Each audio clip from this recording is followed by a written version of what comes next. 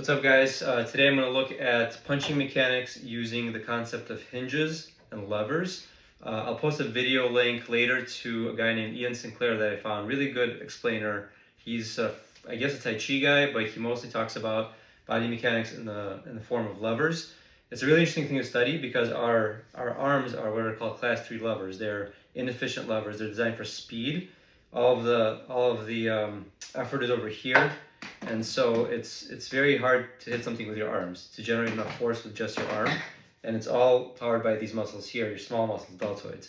So what we want to do is go from using this class 3 lever to a class 1 or class 2 lever, which are efficient levers where we're using our whole body to generate that power. And obviously, this is talked about in every martial art, even like boxing, right? You punch with your legs, your hips, everything. So everybody knows this. But what does it actually mean, right? Because what it doesn't mean is the disconnected action where you try to just throw this thing around.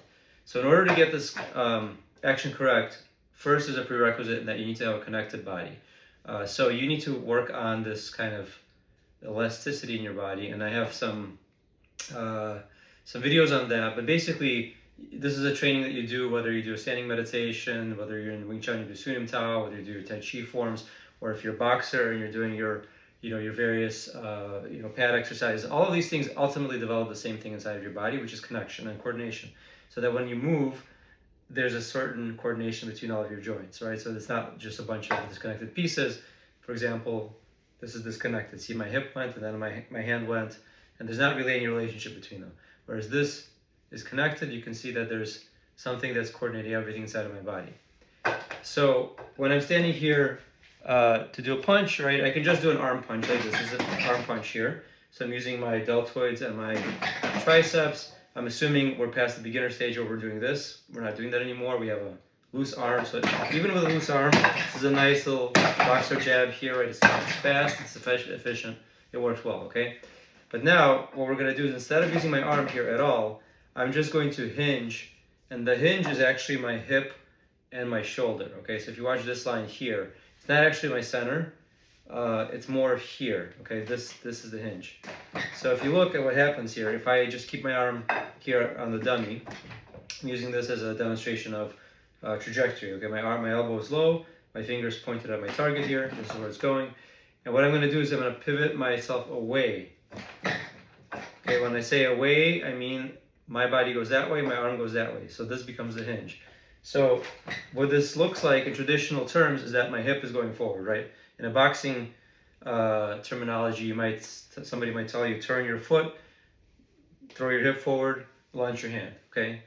And it's actually what's happening here, right? I'm turning my foot, my foot's already pointed to the target, I'm turning my hip, and I'm launching my hand. But you can see that I can actually take this even beyond the standard punch here, and I can do this kind of punch, right? Sideways, for example. Right? You see this in some Tai Chi forms. So you have this concept where I'm hinging, okay? So I'm not actually doing anything with my hand, despite that it looks like it's moving. I'm actually letting my connected body movement move my hand forward. Okay, so here, the muscles of my deltoids are completely turned off, so I don't have any stress here. This is putting pressure on my deltoid. This has none of that, so it's completely relaxed. Okay, I'm just turning my body, and I'm delivering my entire body mass through this hinge into the target.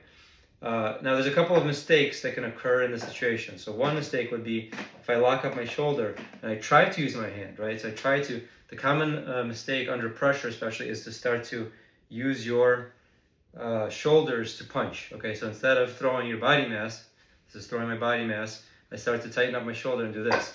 So if while trying to do this hinge thing, I'm also tightening up my shoulder, I'm going to exaggerate that, but I get a bounce back effect. Okay? That's because I stopped the force here with my shoulder, and so as I just push myself back.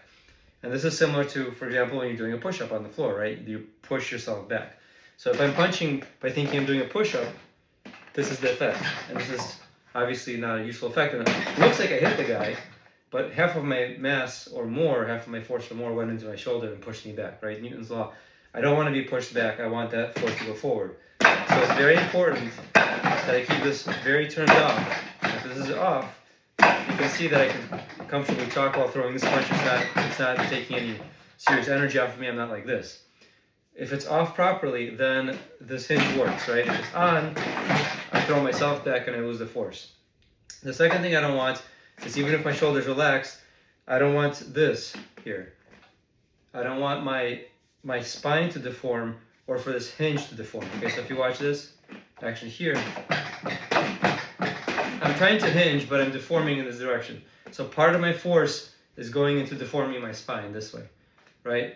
So again, this rotation has to be very accurate. You can see here that I'm rotating around this axis. My spine is completely straight. I'm not being deformed by this move, by this motion, which means that none of the force of my punch and of my body movement is going back into here.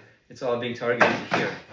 So the way we get efficient power, right, and somebody smaller, I'm not a huge guy, but for me to get a lot of power in my punch, I have to be very, very precise with every single part of my body being part of this force generation. That means if anything is going into here, if anything's causing this, if my hip is deforming and my butt's being pushed back, for example, none of that. See right here, my hips went back.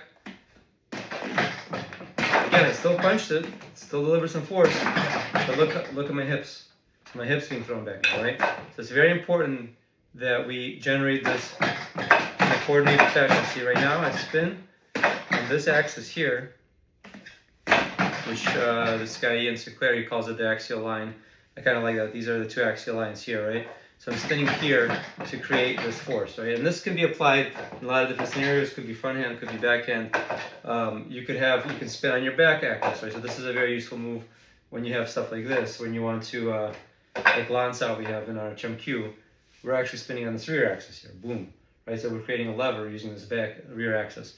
But in order for that to work, again, you have to work on that coordination. And how do you get it? You do your Sunim Tao, you do your Tai Chi forms, you do your boxing, work, but you do everything with coordinated bodies. So you work on those lines, and you make sure that you're very clear. Which line am I actually rotating around? Right now, my front foot, I'm going to rotate this line. I'm going to rotate this one. Here, my back one, I'm going to rotate this one. Okay? I'm being very clear about what I'm rotating and what's staying still. Because in order for us to generate power, we have to have an anchor point. So when I'm rotating this line here, I'm keeping my reference point as this vertical line. Everything's rotating around this line. I'm not allowed to move this. If I start moving it, I start moving it forward. Even if I move it forward, which you think moving it forward and creating momentum, I'm actually screwing up my own punch here, because the line of reference from which this is being launched is being moved, right? It's as if you're trying to do a bench press, but imagine you're also sitting up while you're trying to do a bench press, and you've lost the power, right? In order for the bench press to work, you need to be lying flat like this on a bench, right? So you have a frame of reference. Once you start doing this, you're deforming the vector of power. The vector of power has to go straight from your chest out. So it's the same thing here, right? This is a bench press, effectively. I'm going straight out from my chest here, and whatever I'm doing with my body cannot deform that line. I can't do this. I can't do this. I can't change anything here. It has to be only rotational. So play around with that. I think it's a pretty interesting thing to do, and really good to do it on some sort of target. You could do it on a bag. You could do it on a dummy or on a punch machine. So you could see what effect it has when you keep this really accurate versus when you're loose about it.